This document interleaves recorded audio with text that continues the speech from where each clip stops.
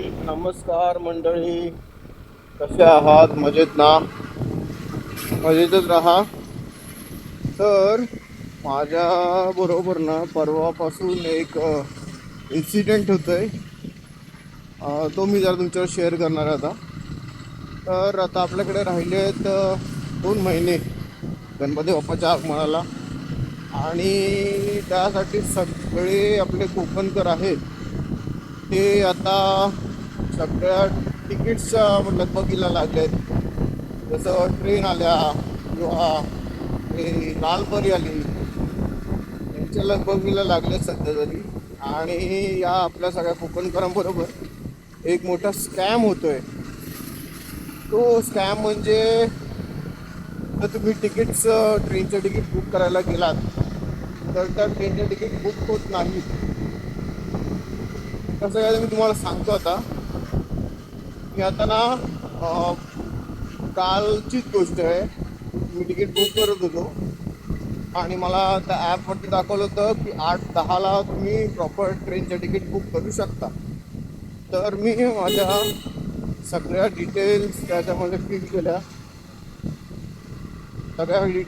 केल्या आणि मग मी 8:10ची वाट बघत होतो.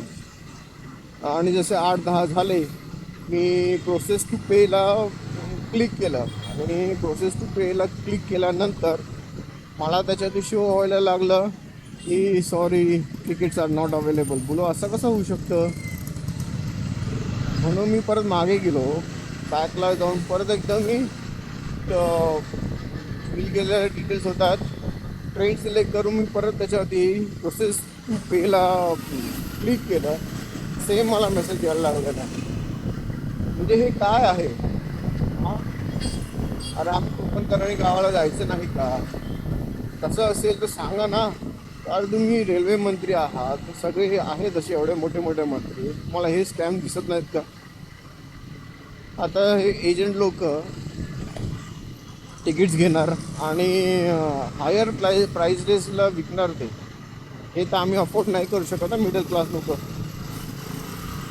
आणि प्रायव्हेट ट्रॅव्हल झाले तेही त्याच ह्याच्यामध्ये विकतात यार. म्हणजे सीझनच्या टायमाला एक एक तिकीट ट्रॅव्हल्सची 2,000-2,500च्या खाली नसते. तर काय करायचं सामान्य माणसांनी? तर प्लीज ह्याच्यावरती आवाज उचला आणि काय ते आपण फायनल करा प्लीज.